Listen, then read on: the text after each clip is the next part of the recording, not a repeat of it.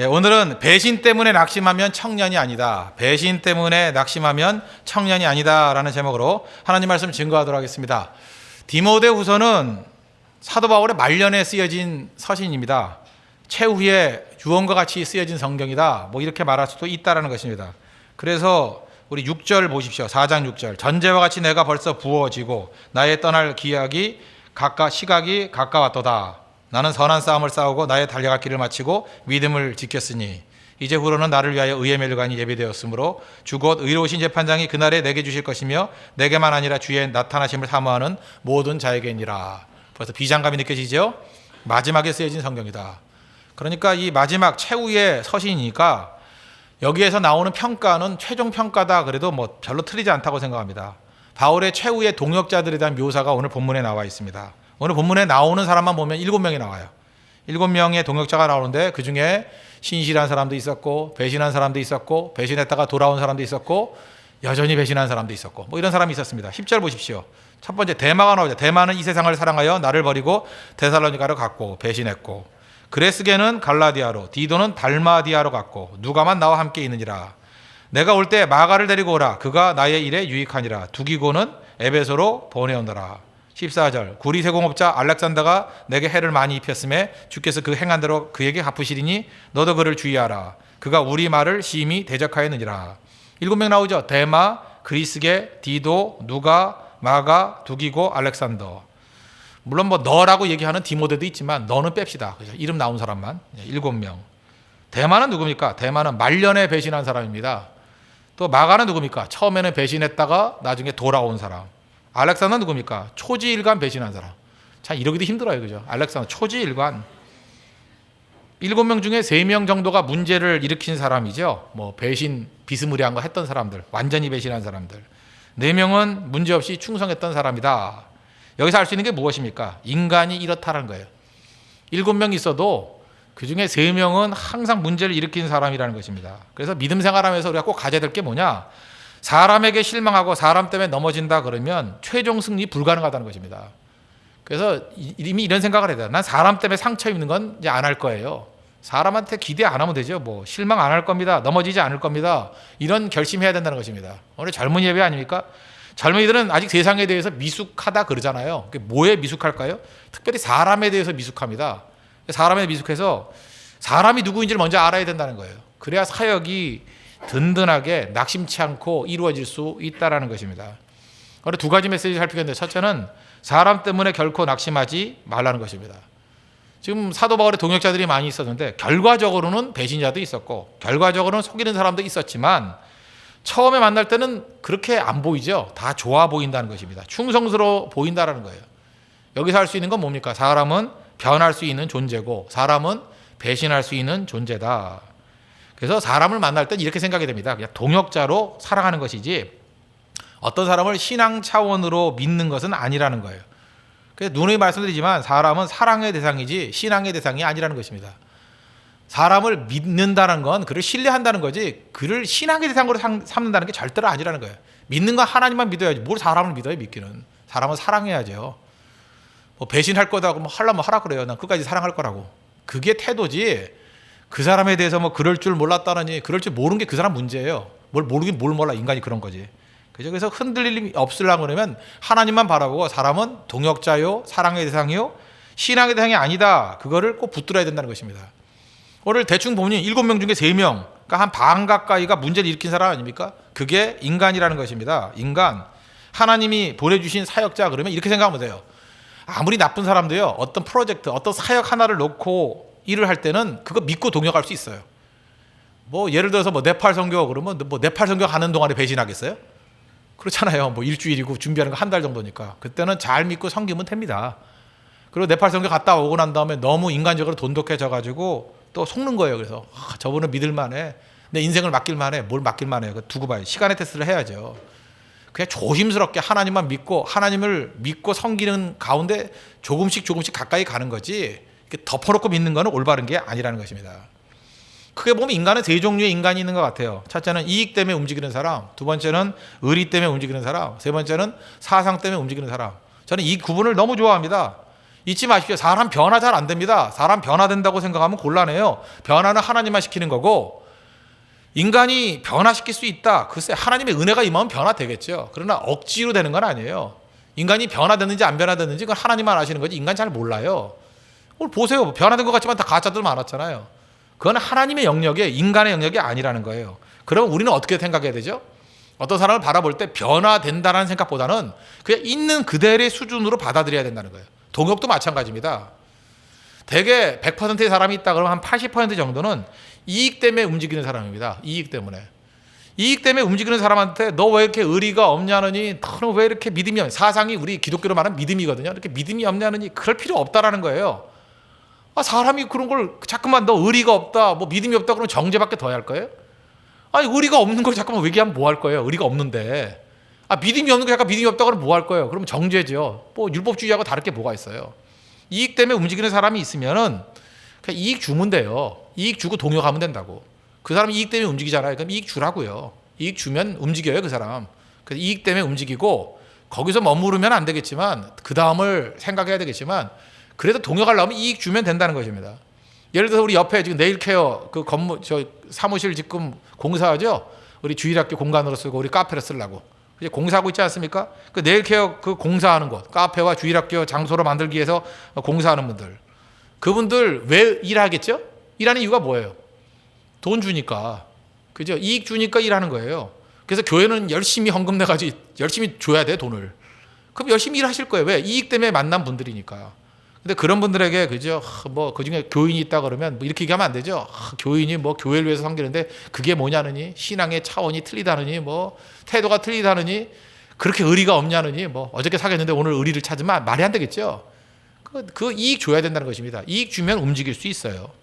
그래서 우리 주변에 있는 많은 사람들 보면 대부분은 이익 주고 받는 거예요.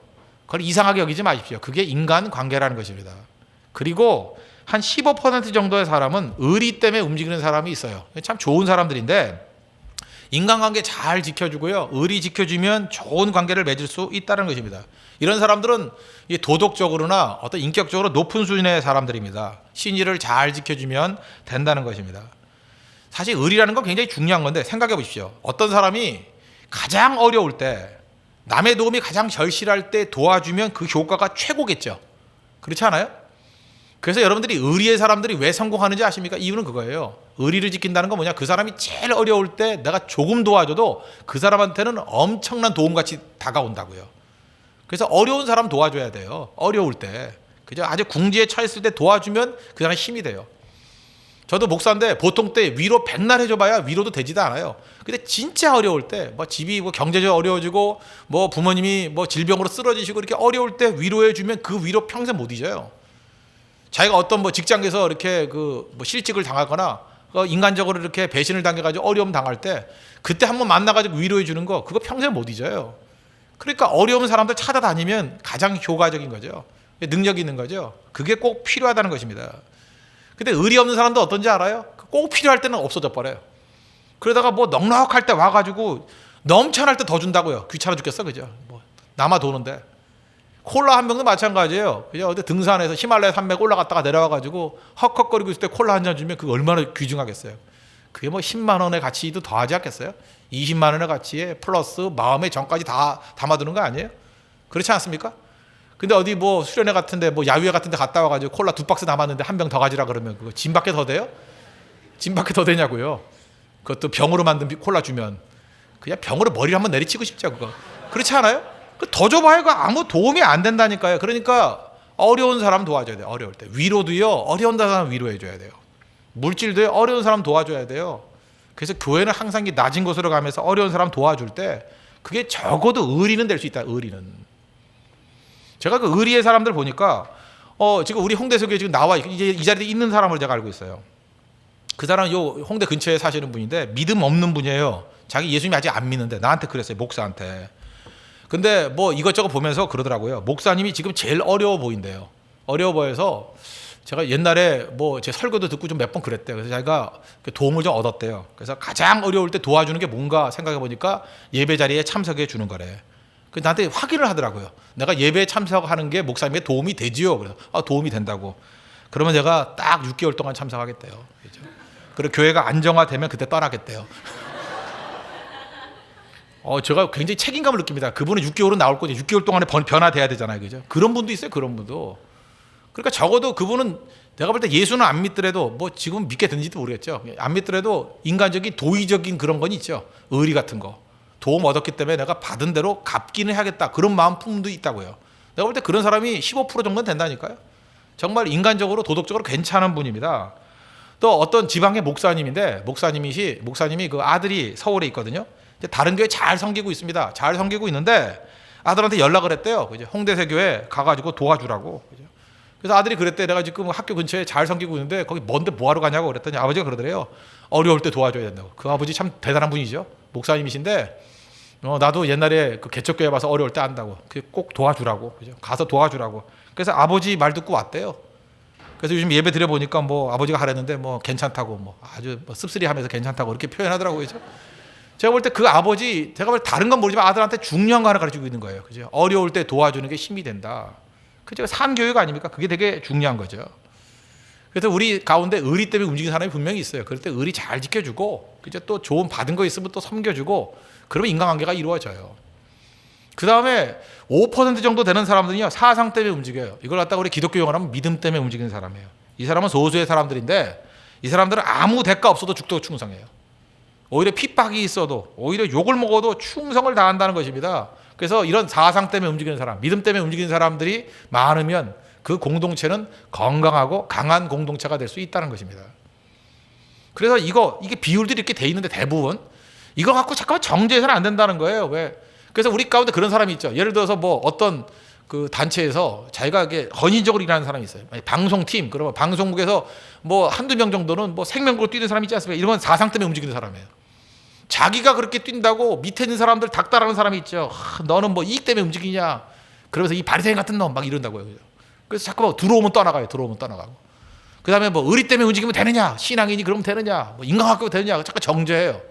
그래서 5% 빼놓고 나머지 95%다 정죄의 대상이야. 그 리더십이 빵점인 거죠. 어리석은 겁니다. 자기는 사상 때문에 움직이는 사람이에요. 그러니까 팀장이 된 거죠. 리더가 된 거죠.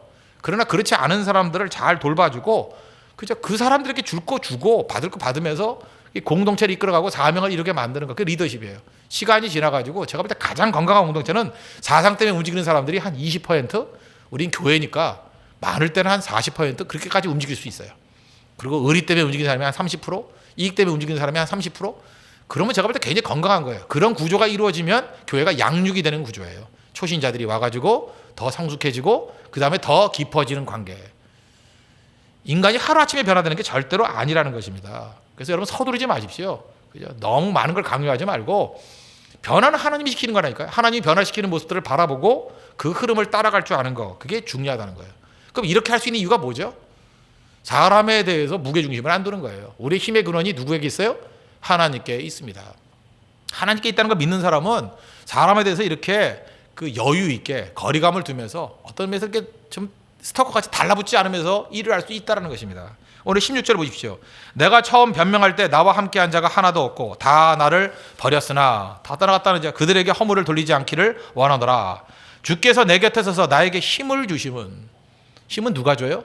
사람이 주는 게 아니에요. 주께서 내 곁에 서서 나에게 힘을 주심은 나로 말미암아 선포된 말씀이 온전히 전파되어 모든 이방인이 듣게 하려 하심이니 내가 사자 입에서 건짐을 받았느니라. 사자 입에서 건지를 받았답니다. 그러니까 하나님께서 능력 가운데 지를 지켜주셨다는 거죠. 주께서 나를 모든 악한 일에서 건져내시고 그랬잖아요. 바울은 하나님 믿었습니다. 하나님이 다 버렸다 할지라도 주께서 내 곁에서 나를 힘을 주시고 나를 사자 입에서 건져내시고 모든 악한 일에서 건져내셨다. 힘은 누가 주는 거예요? 하나님이 주신다는 거예요. 그래서 우리가 잘 보세요. 사람 때문에 내가 낙심했다. 그런 엉터리가 있어요. 누가 사람한테 힘 얻으래요? 사람한테 힘 얻으라고 성경이 말한 적이 없어요. 우리 찬양도 있잖아요. 새 힘어들이 뭘 바랄 때요? 주를 바랄 때. 새 힘어들이 주를 바랄 때. 새 힘어들이 주를 바랄 때. 주를 바랄 때. 우리 주를 바랄 때. 아주 번역도 이상하게 해가지고 반복하죠. 새 힘어들이 주를 바랄 때. 주를 바랄 때. 우리 주를 바랄 때. 그 방언 같죠? 주를 바랄 때. 주님 통치하신대요. 노래는 이상한 노래지만 가사는 좋은 것 같아요. 새 힘 얻을 때. 그러니까 사람한테 가서 낙심 말고 하나님한테 가서 새 힘 얻어야 된다는 것입니다. 이게 청춘 썩지 않는 길이에요. 이 젊었을 때 자꾸만 가가지고 뭐 쓸데없는 데 낙심하고. 아, 뭐 때문에 남자한테 낙심해요? 남자 믿을 거 하나도 없어. 남자를 왜 믿어? 믿기는. 사랑해야지. 그죠? 여자를 왜 믿어? 여자를. 뭐 여자는 다 악하다 그러고. 그거 지금 알았어요? 그거? 여자 악한 거는 창세기부터 나오는데 그거 몰랐어요? 그걸? 새삼스럽게 뭘 악하다 그래? 악하기는. 그 창세기부터 나오죠. 창세기부터. 사랑해야지. 사랑. 그죠? 뭘 믿어야 믿기는. 사람한테 낙심하지 말라고. 다 그런 거예요. 인간은. 새임어들이 주를 바랄 때 하나님께 달려가서 새임 얻어야 된다는 것입니다. 그리고 하나님께 달려가면 낙심 잘 안 하는 이유가 뭐냐면 눈이 바뀌어버리기 때문에 그래요. 이게 똑같은 사안도 어떻게 보느냐에 따라 틀리잖아요. 그러니까 하나님 믿고 의지하다 보면은 나를 반대하고 태클고 뭐 배반하고 알렉산더 같은 이런 사람들 봐도 별로 믿지도 않아요. 그냥 오히려 불쌍하지. 그렇게 된다는 것입니다. 시각 차이가 얼마나 우리에게 낙심과 희망과 이렇게 양쪽을 교차하는지 아십니까? 그 미국 이민교회의 어떤 목사님 얘기예요. 목사님. 이민교회는 또 병든 사람들 많지 않습니까? 왜냐? 외로우니까. 뭐 한국말 쓰는 데가 교회밖에 없으니까. 교회 와서 뭐 영적 하수가 아니야. 다 쏟아붓잖아요. 그 연세 좀 많이 드신 분인데 60세 넘으신 분인데 뭐 영어도 잘 못하고. 그러니까 술만 마시면 목사님한테 전화를 건대요. 전화를 거는데 30분은 8.15 때 얘기하고요. 옛날 분이에요. 그죠? 그 다음에 6.25 때 얘기하고 4.19 때 얘기하고 5.16 혁명 때 얘기하고 뭐 군사 쿠데타 때 얘기하고 뭐 그러는데요. 그러니까 과거 얘기 아시죠? 한 30분, 1시간. 그러니까 지겨워 죽는 거예요. 그죠? 그걸 갖다 일주일에 몇 시씩 새벽 기도도 못 가고 얼마나 힘들겠습니까? 너무 괴로워서. 근데 그분은 또 건강해가지고 빨리 돌아가실 것 같지도 않고, 그죠? 운동 관리 너무 잘해가지고 거기다가 또 교회를 떠날 가능성도 없더라는 거예요. 그러니까 힘들죠. 교인은 교인인데 너무 힘드니까. 교인이 글쎄 술 마시면서 맨날 목사한테 전화가 오니 얼마나 힘들겠어요. 그래서 친구 목사님한테 불평을 했대요. 우리 교회에 이런 사람이 있다고. 그죠? 힘들어 죽겠다고. 정말 이민 목회는 힘들다고. 그런데 이렇게 교회 나오면서 이렇게 술 마시고 전화하는 사람이 다 있냐고. 그랬더니 그 친구 목사님이 그 시각이 좀 좋은 것 같아요. 야, 그거 왜 불평하느냐? 그거 반대로 한번 생각해봐라. 야, 교회 나오면서 술 마신다 그러지 말고 술을 먹는데도 불구하고 교회는 열심히 나온다고 생각해보라고. 생각이 달라지는 거죠. 그렇지 않아요? 그렇게 술 마시면서도 교회 나오는 거 대단한 거 아닙니까? 그 보통 믿음 아니잖아요. 오늘 혹시 여기 지금 술 마시고 온 사람 있습니까? 옆에 냄새 나는 사람 있어요?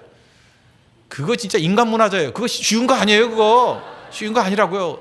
술 마시고 교회 올 수 있다라는 그것도 굉장한 믿음이에요. 그죠? 그 뻔뻔함 그거 어떻게 그 감당할 수 있겠어요? 그것도 믿음이죠. 믿음. 그렇게 생각하면 달라지는 거죠. 그 옛날 그 리더스 다이제스트에 나왔던 얘기라 그러지 않습니까? 그 질문에 따라서 달라진다고. 어떤 목사님한테 물었다죠. 목사님 기도할 때 담배 피워도 되나요? 그랬더니 안 돼요. 그랬다는 거예요. 또 뒤집어서 물었다는 거예요. 담배 필 때 기도해도 되나요? 그랬더니 된다 그러더래요. 무슨 얘기인지 몰라요? 묻기에 따라 틀리잖아요. 그죠? 기도할 때 담배 피워도 되나요? 기도한다라는 전제를 갖고 담배 피워도 되나요? 안 되죠. 담배 피면. 근데 담배를 피고 있는데 기도해도 되나요? 기도는 해야 되잖아요. 언제나. 쉬지 말고 기도하라 그랬잖아요. 쉬지 말고 담배를 피든 말든 기도는 해야 될 거 아니에요. 된다고. 그러니까 시각이 바뀌어버리는 거예요. 시각이. 똑같은 문제인데도 불구하고 그죠? 하나님 믿고 의지하다 보면은 시각이 달라져요. 그래서 어떤 사람이 담배 피면서 기도하고 있는 걸 어떻게 보이느냐 하면 담배 필 때도 기도하는구나. 대단하다. 이렇게 느껴진다고요. 그죠? 그래서 그를 사랑하고 긍휼히 여기는 마음이 있죠. 대개 어머니 마음이 그렇잖아요. 어머니는 아들이나 딸들이 방탕하고 타락했을 때 꼭 이렇게 해석해요. 야, 그래도 그게 괜찮은 애 아니야. 담배 피면서도 그냥 기도한대. 그죠? 술집에서도 찬송 부른대. 막 그러면서 기뻐하잖아요. 그죠? 보통 믿음이 아니야. 그죠? 술집에서 막 분위기 흐려놓는데 걔가 막 그죠? 취하면 찬송이 나오는데 복음서가 나오는데 뭐 무덤 이기신 예수 춤도 춘대 막 이러면 그렇게 어머니 시각이라 어머니 그게 귀한 거예요. 그죠? 술집 관계 문제가 아니라 술집에서 찬송 부른다. 그게 어미의 마음, 아비의 마음 아니에요? 우리가 낙심하는 이유가 무엇입니까? 파면 이래서 그런 거 아니에요. 기도할 때 담배 핀다고. 그죠? 그거 아니에요? 믿는 사람이 술집 간다고. 그것 때문에 다 낙심하는 거예요. 좌절하고 입꼬리 뭐냐 그러고. 사람 의지하니까 그래요. 사람 너무 믿으니까. 뭘 믿어요 믿기는. 하나님 믿고 의지하다 보면 하나님께서 저렇게 연약한 사람도 저렇게 부르시는구나. 저렇게 건지시는구나. 저렇게 탕자도 하나님께 품으시고 인간 만드시는구나. 낙심하지 않는다는 거예요. 그래서 여러분 낙심도요 잘 보면 불신앙입니다. 왜 낙심해요? 자꾸 사람 쳐다보고 하나님 안 쳐다보니까 낙심하죠. 누가 그러래 누가. 제가 십계명 얘기했죠. 그 어떤 율법사가 와가지고 그 계명이 뭡니까? 그랬더니 예수님 대답하잖아요. 내 마음을 다하고 목숨을 다하여 하나님을 사랑하고 내 이웃을 내 몸과 같이 사랑하라. 그게 십계명 요약한 거죠. 이게 무슨 얘기예요? 1계명부터 4계명까지의 내용은 뭐예요? 모든 공급은 하나님이 주신다. 그 5계명부터 10계명까지의 내용이 뭐예요? 이웃에 대한 개념인데 이웃이 뭐예요? 필요를 채우는 것은 이웃이 아니다죠. 이웃은 어떤 대상이냐? 이웃이 나에게 필요를 채운다 그러면 내가 약탈을 해야 되잖아요. 빼앗아 와야 되잖아요. 이웃은 약탈의 대상이 아니라 사랑의 대상이다. 이게 가능한 이유가 뭐예요? 모든 공급은 100% 하나님이 주실 수 있기 때문에. 하나님으로부터 모든 공급을 다 받는 사람은요, 이웃이 주든 안 주든 약탈을 해가든 뭘 하든 간에 사랑할 수 있습니다. 이웃이 뭐 날 채워줘요? 이웃이 날 채워주는 게 아니잖아요. 하나님이 나를 채워주시는 거라고요. 똑같은 개념이죠, 지금. 바울이 이 말씀에 충실한 겁니다, 지금. 하나님께서 나의 모든 공급 100%를 다 채워주십니다. 그래서 내 밑에 있는 7명이 있었는데 그 중에 충성스러운 사람이 있으니까 감사한 거고, 또 타락한 사람, 데마 같은 사람이 있으니까 그래도 하나님이 뭐 다시 돌아오게 만드시겠지. 마가 돌아왔잖아. 알렉산더 해를 끼쳤으니까 선을 그으면 돼. 흔들림이 없잖아요. 낙심이 없잖아요. 청년 때 이 시각 배워야 된다는 것입니다. 이 시각. 그래서 절대로 우리 입술에서 뭐 사람 때문에 낙심했다느니 뭐 누구 때문에 상처 입었다니 뭐 그 오빠가 그럴 수 없다느니 제발 그런 소리 하지 말아요. 그죠? 하나님 믿고 의지하는 겁니다. 내 모든 힘의 원천은 하나님께 있습니다. 그게 우리 신앙의 원천이 돼야 된다는 것입니다. 그러면 흔들리지 않습니다. 두 번째 메시지는 붙들어야 될 게 뭐냐 하면 우리 중심에 사랑하는 것 따라간다는 것입니다. 그래서 중심이 중요하다는 거예요. 중심의 사랑. 내가 뭘 사랑하느냐가 마지막 우리 거울이에요. 글로 가게 돼 있어요. 미래에 여러분 어디가 있는지 알고 싶습니까? 지금 여러분 마음속에 사랑하는 것이 미래예요. 내가 지금 사랑하고 있는 게 미래라고. 내가 말씀을 사랑하면 말씀 있는 데 가 있을 거고, 세상을 사랑하면 세상 있는 데 가 있을 거라고. 여러분이 사랑하는 것이 내 미래라고. 지금 마음속, 이 현재가 내 미래예요. 내 마음속 깊숙이 사랑하는 게 내 발걸음을 인도하는 거라고요. 여기 두 명의 배신자가 나오죠. 데마하고 알렉산더. 안타깝죠? 데마는 어떤 사람입니까? 원래 바울을 잘 따르던 충성스러운 사람이었어요. 이 데마 스토리가 나오는 데가 앞에 성경 두 군데 나와요. 골로새서 4장과 빌레몬서 1장. 그리고 여기 디모데후서 이렇게 세 군데 나와요. 데마라는 이름이. 먼저 순서대로 보면 골로새서 4장 14절 보니까 사랑을 받는 의사 누가와 또 데마가 너희에게 문안하느니라. 데마가 누구 수준이에요? 누가복음과 사도행전을 쓴 누가 수준의 사역자예요. 누가와 데마가 너희에게 문안하느니라. 초창기 때 대단했죠. 데마가 그런 수준의 사람이에요. 누가와 데마. 누가 수준이라고요. 누가. 데마가 그랬다고요. 그러다가 빌레몬서 1장 24절 보니까 또한 나의 동학자 마가, 아리스타고, 데마, 누가가 문안하니라. 여기도 보세요. 핵심 4인방 중에 끼어 있잖아요. 마가, 아리스타고, 데마, 누가. 이렇게 중요 인물에 다 끼어 있던 사람이에요. 그러다가 말년에 배신했어요. 말년에 배교해 버렸어요. 오늘 이유가 뭐라 그래요? 4장 10절.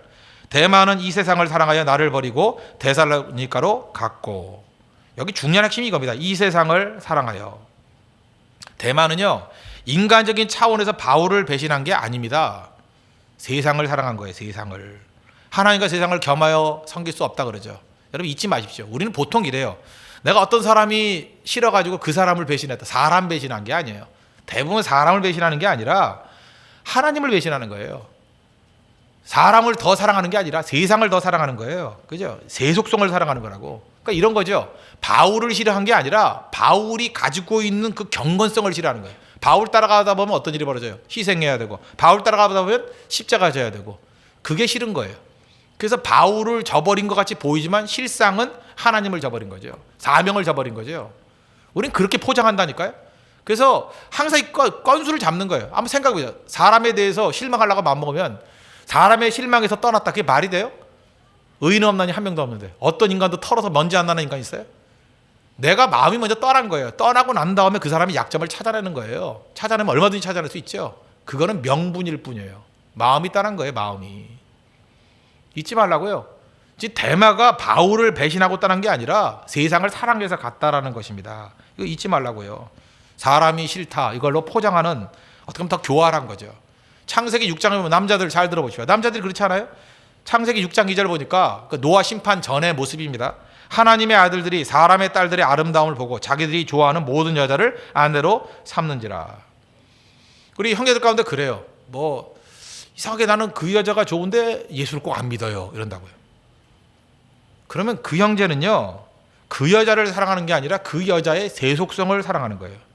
내가 그렇게 말하는 형제의 네가 좋아하는 그 자매들의 모습들을 쭉 설명해봐라. 그랬더니 화장 좀 진하게 스모키 화장 이런 걸 좋아하더라고요. 그 다음에 노출 뭐 심한 거 뭐 이런 거 되게 좋아하더라고요.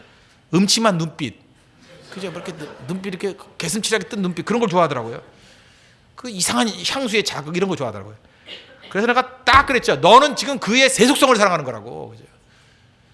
그런 거 추구하는 여자들 여기 보세요. 다 이게 경건한 여자들 아니에요, 그죠? 노출한 사람이 누가 있으며, 그죠? 이렇게 두 번 쳐다보게 만드는 여자가 누가 있으며, 다 기도 열심히 하게 생기고 이랬잖아요. 이게 싫다는 거 아니에요? 그러니까 세속성을 사랑하는데 경건성을 싫어하는 거 아니에요? 경건성을. 그런데 자기가 진짜 경건성을 사랑하면요, 여자의 아름다움이 뭐예요? 눈물을 흘리면서 기도하는 모습, 찬송하는 모습, 율동할 때 그 모습, 그런 게 좋은 거예요, 그죠? 기도하는 모습. 그게 눈이 바뀌어 버린다니까요. 그러니까 결국은 나는 내가 좋아하는 여자들은 교회 밖에 다 있어가 아니라 교회 밖에 있는 그 여자를 사랑하는 게 아니라 교회 밖에 있는 그 여자의 세속성을 사랑하는 거라고요. 이건 뭐 여자들에게도 적용된다고 생각하죠. 여자들 꼭 그런 얘기를 해요. 그 남자 다 좋은데 신앙만 없다고. 그 남자가 왜 좋냐 그러면 뭐 학벌 좋고 외모 좋고 돈 있고 명 짧아 보이고 이런 거 다 따른다고요. 그죠? 그러니까 그 내용이 뭐예요? 그게 다 세속성 아니에요? 세속성? 그래서 결혼은 간증입니다. 말로는 뭐 나는 신앙이 있고 없고 뭐 떠들어대도요, 그 사람이 결혼할 때 선택하는 걸 보면 그 사람의 간증이에요. 그 사람이 귀하게 보이는 게 뭔지 다 드러나요. 그래서 우리 시어머니 감중에서 제일 싫은 게 그 교회 권사님 스타일이라 그러잖아요. 할렐루야 아멘 뭐 주님이 오시지요, 주님이 뜻이지요 뭐 이러면서 따지고 다 따지고 혼숙감 다 따지고, 그죠? 그 열받는 거 아니에요? 입술과 행동이 다르잖아요. 입술과 행동이 믿음의 모습이 안 보이잖아요. 그러니까 화가 나는 거 아니에요? 근데 그게 시어머니만 화날 일이에요?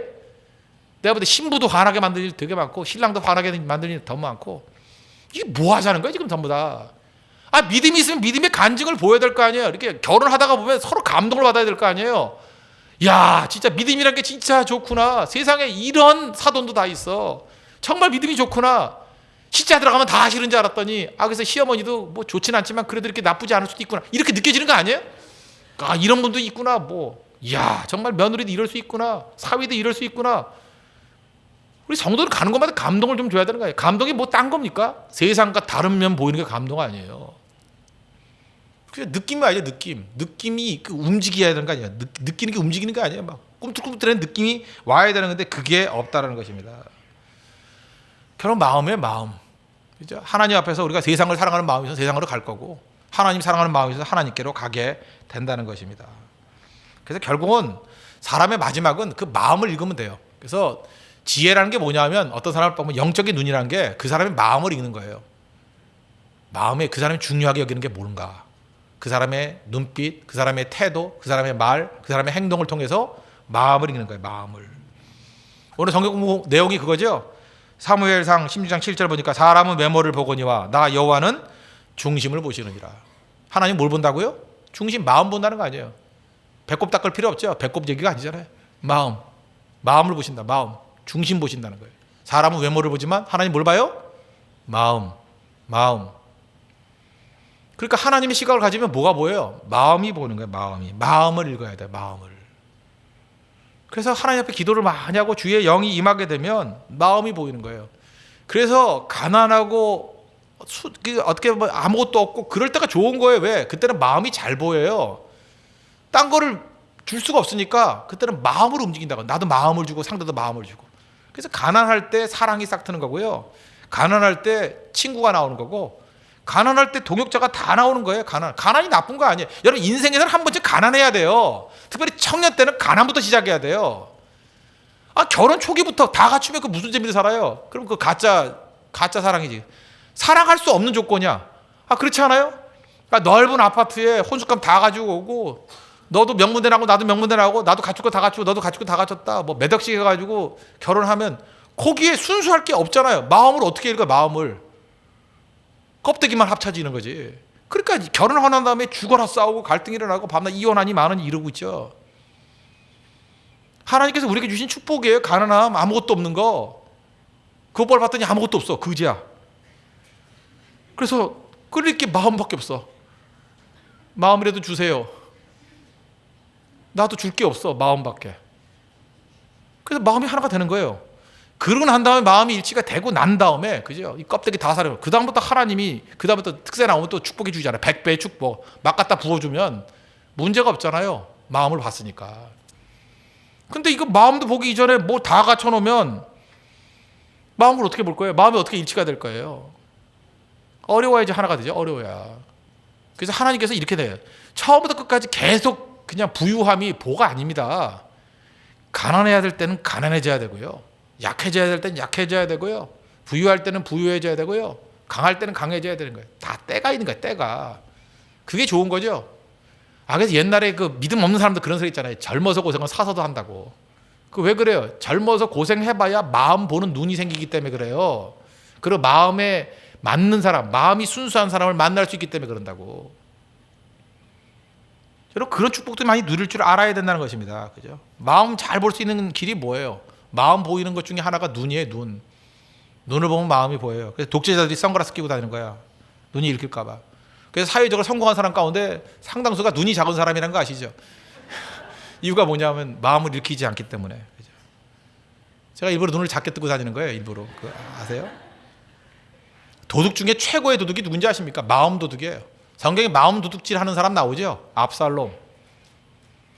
사무엘하 15장에 보니까 압살롬 3절, 압살롬이 그에게 이르되 보라 내일이 옳고 바르다마는 내 송사를 들은 사람을 왕께서 세우지 아니하셨다 하고, 또 압살롬이 이르기를 내가 이 땅에서 재판관이 되고 누구든지 송사나 재판할 일이 있어 내게로 오는 자에게 내가 정의 베풀기를 원하노라 하고, 사람이 가까이 와서 그에게 절하려 하면 압살롬이 손을 펴서 그 사람을 붙들어 그에게 입 맞추고, 무슨 절이냐 키스하고 붙들어주고, 이스라엘 무리 중에서 왕께 재판을 찬하러 오는 자마다 압살롬의 행함이 이와 같아서, 그 다음 얘기죠. 이스라엘 사람의 마음을 압살롬이 훔치니라. 마음을 훔쳤어요. 마음을. 이게 최고의 도둑놈이에요. 그죠? 마음을 훔쳤다고요. 그러니까 중요한 건 뭐예요? 마음 가지고 하나님 앞에 충성하는 사람이 최고라는 거죠. 마음. 여러분, 마음이 하나님께 드려져 있습니까? 그래서 마음을 다하고 with all your heart, 마음을 다하고 뜻을 다하고 목숨을 다하고 힘을 다해서 주 너의 하나님을 사랑하라. 첫 번째가 뭐예요? 마음의 마음. 우리 마음이 하나님 향하고 있어야 됩니다. 그러면 흔들림이 없어요. 그리고 여러분, 신랑 신부 찾을 때도 마찬가지예요. 그 사람 마음이 누굴 향하고 있느냐? 그죠? 하나님을 향하고 있느냐? 나를 향하고 있느냐? 두 가지 확인하면 결혼하는 거 아니에요? 하나님 향하고 있고 나를 향하고 있다. 그게 확신되면 그 결혼해도 문제가 없죠. 마음은 한번 도대체 뭘 보는 거예요? 돈 보는 거예요? 명 짧은 거 보는 거예요? 뭘 보는 거예요? 뭘? 자동차 보는 거예요? 무슨 신발 신었나 그거 보는 거예요? 무슨 가방 들고 다니냐 그거 보는 거예요?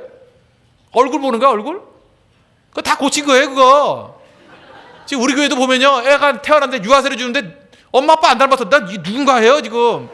근데 묻진 않지만 심증은 있어요. 심증은 내가 알아요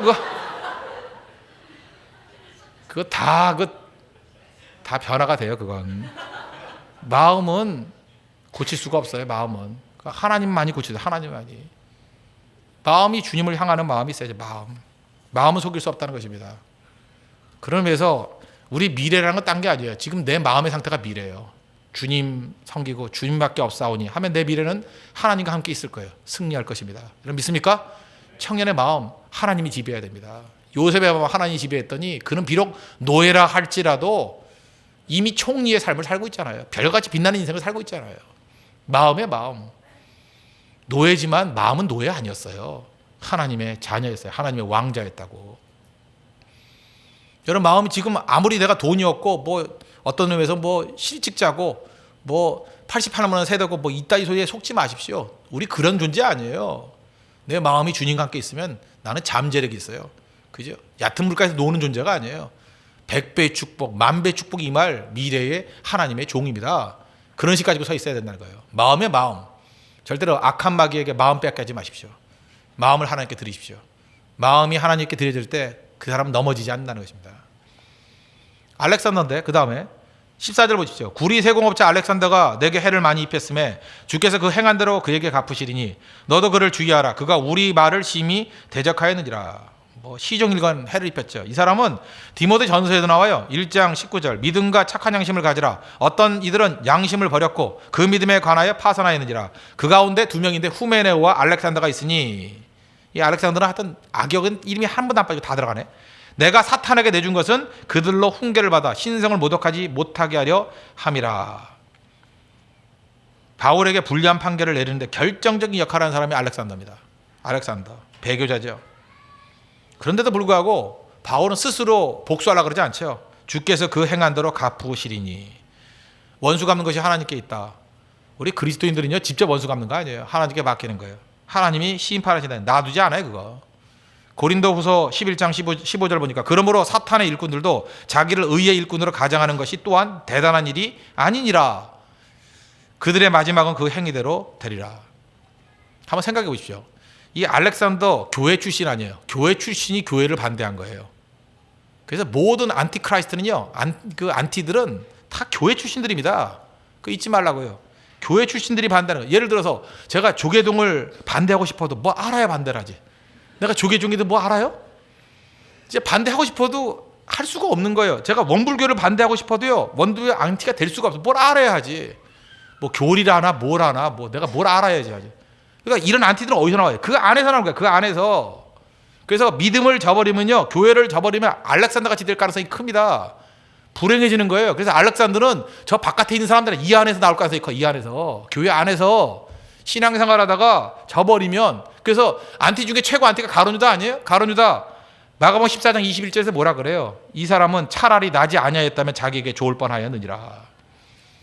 예수님 신이 그러시잖아요. 뭐 때문에 태어나서 왜 태어났니? 이제 왜 태어났니? 너 왜 태어났니? 그러잖아요. 그러므로 잊지 말아야 될 게 뭐냐면 아무리 화가 나도 교회를 대적해서는 안 된다는 것입니다. 절대로. 왜냐? 사도행전 20장 28절 보니까 하나님이 자기 피로 사신 교회 그랬어요. 그리스도의 피로 사신 교회입니다. 교회를 대적하면 안 되죠. 또 하나, 내가 신앙생활하면서 내가 알았던 지식과 경험으로 믿음을 대항해서는 안 된다는 거예요. 그거 알지요? 왜 몰라요? 목사님 저도 마찬가지 아닙니까? 내가 목회하면서 얻었던 정보들이 있잖아요. 많은 내용들이 있잖아요. 그거를 내가 사적인 이익이나 내 분노나 나를 디펜스하는 데 사용하면 안 되죠. 그렇죠? 절대로 사용하면 안 되죠. 그건 그냥 거기서 죽으면 죽으리라 하는 거지. 그거 사용하면 안 되죠. 교회를 대적하거나 그런 것들 이용해서 자기 혼자만 빠져나가려고 그러거나 뭐 살고자 하나, 그래서 절대로 안 된다는 거예요. 그러니까 쉽게 얘기하면 이겁니다. 내 몸을, 내가 지금 허물 많고 부족함이 많은 인간들이 아니에요. 그냥 넘어질 수 있는 존재 아니에요. 그렇지만 내 몸을 악한 사탄의 도구로 쓰임받지 않겠다라는 거예요. 그게 로마서 6장 14절에 나오잖아요. 너희 지체를 불의의 무기로 죄에게 내주지 말고, 불의의 무기, 옛날 성경 뭐래? 불의의 병기, 인스트루먼트, 불의의 무기로 내주지 말래요. 너희 지체를 의의 무기로 하나님께 드리라. 그러니까 내 목소리, 내가 알고 있는 정보, 하나님을 위해서 사용돼야지 마귀 위해서 사용되면 안 되죠. 내가 알고 있는 경험, 내가 차겠던 경험, 그러니까 하나님 위해서 사용해야지. 그게 마귀에게 쓰임받으면 안 되죠. 안다고 다예요? 안다고? 하나님께서 주셨던 모든 은사와 경험과 능력들 가지고 이거 뭐 교회를 파괴하고 넘어뜨리는 데 사용하면 안 되겠죠. 어떤 성질 난다고 다 그렇게 해버리면 안 되겠죠. 알렉산더가 뭐 저 멀리 있는 사람이지 아십니까? 뭐 알렉산더 그러니까 뭐 우리하고 이름이 다른지 알아요? 이 알렉스가 우리 옆에 있어요. 우리 옆에. 여기도 알렉스 될 수 있는 사람이 너무 많이 있다는 것입니다. 우리 다 그런 사람들이에요. 하나님, 내가 교회를 대적하지 않기를 원합니다. 신앙을 대적하지 않기를 원합니다. 믿는 자를 대적하지 않기를 원합니다. 내가 아는 지식과 경험, 나를 디펜스하는 데 사용하지 않기를 원합니다. 나를 증명하는 게 아니잖아요. 예수 그리스도를 증명하는 데 쓰임받기를 원합니다. 그게 중요한 거죠. 내게 주신 은사, 주님의 영광에 쓰임받기를 원합니다. 제가 얼마 전에 어떤 그 절에 갔었어요. 절에 갔더니 제가 등산을 많이 하니까 뭐 절에 가고 싶어 가는 게 아니에요. 내가 개종하려고 가는 게 아니라 등산하다가 이렇게 간 거예요. 가면은 이렇게 무슨 불교도 우리 기독교 많이 따라하는 것 같아. 여름 성경학교 따라서 여름 불교학교 그런 게 있더라고. 찬송가 따라 참불가. 그때 목소리를 들어봤는데 어디서 많이 듣던 목소리예요. 많이 듣던 목소리. 그래가지고 제가 그 CD를 사진 한 권 좀 빌렸죠. 그 빌려가지고 이름을 딱 봤더니 옛날에 제가 아는 형제예요. 복음성가 부르던 청년이야. 그 복음성가 부르던 청년이 참불가를 부르고 있더라고. 내가 목소리 톤이 하도 특이해서 내가 들어봤거든요. 그래서 제가 연락을 해봤죠. 너 어떻게 된 거냐 그랬더니 목사님 제가 개종을 할 리가 있나요? 아르바이트를 한 거예요. 그러더라. 그래서 제가 이메일로 보냈죠. 로마서 6장 13절. 너희 지체를 불의의 병기로 죄에게 내주지 말고 그랬죠. 그 아름다운 목소리를 가지고 그래 참불가 부르는데 써서 되겠어요? 믿음의 사람이 의의 병기를 써야죠. 똑같은 얘기죠. 하나님께서 우리에게 주신 많은 것들이 있는데 주신 능력, 무기, 인스트루먼트 그게 중요한 게 아니에요. 어디에 쓰느냐가 중요하죠. 그 가치 중립적인 거 아니에요? 절대로 하나님 내 몸에 내 모든 것들이 불의의 무기로 쓰임받지 않기를 원합니다. 그거 결심하셔야 돼요. 불의의 무기로 쓰임받는 그 순간에 알렉산더 되는 겁니다. 알렉산더는 저 멀리 있는 게 아니에요. 나도 알렉산더 될 수 있다. 잊지 마시라고요. 누가 이렇게 살 수 있습니까? 내 마음의 중심이 주를 향할 때 흔들리지 않는다는 거예요. 그래서 오늘 신앙의 가장 중요한 모습, 하나님 중심이 주를 향하게 인도해 주십시오. 나의 마음이 주님을 향하게 해 주십시오. 주님 사랑하기를 원합니다. 내 마음에 있는 것이 미래입니다. 오늘 메시지라는 거예요. 두 가지입니다. 하나님 믿고 의지하고 하나님께 능력받은 사람은 사람 때문에 결코 낙심하지 않습니다. 우리 청년의 때 꼭 붙들어야 될 거, 하나님 믿고 의지함으로 말미암아 쓸데없는 낙심에서 벗어나는 거, 꼭 필요합니다. 또 하나 뭐예요? 마음 관리해야 돼요. 주님을 향한 뜨거운 마음, 마음을 보는 눈을 가져야 돼요. 그게 하나님의 시각이에요. 마음이 나의 미래라는 거예요. 지금 내 마음의 상태가 미래를 결정합니다. 미래는 지금 결정하네. 지금 내 마음이 주를 향하기를 원합니다. 주와 함께 하기를 원합니다. 주의 능력이 함께 하기를 원합니다. 그런 청년, 몸은 노예라 할지라도 요셉을 하나님이 사용했던 것과 마찬가지로 내 위치에 관계없이 하나님의 영토가 이미 돼 있는 것입니다. 형통한 자가 돼 있다는 거예요. 요셉과 같이 환경에 관계없이 그의 마음이 하나님을 향하는 믿음의 종 되기를 축원합니다. 기도하겠습니다. 이 시간 다 같이 하나님께 간구하도록 하겠습니다. 이 말씀을 놓고 하나님 청년의 때 하나님의 능력을 의지해서 결코 낙심하지 않기를 원합니다. 그리고 특별히 마음이 주님을 향하게 인도하여 주시고 마음을 보는 눈을 달라고 다 같이 하나님께 간구하도록 하겠습니다.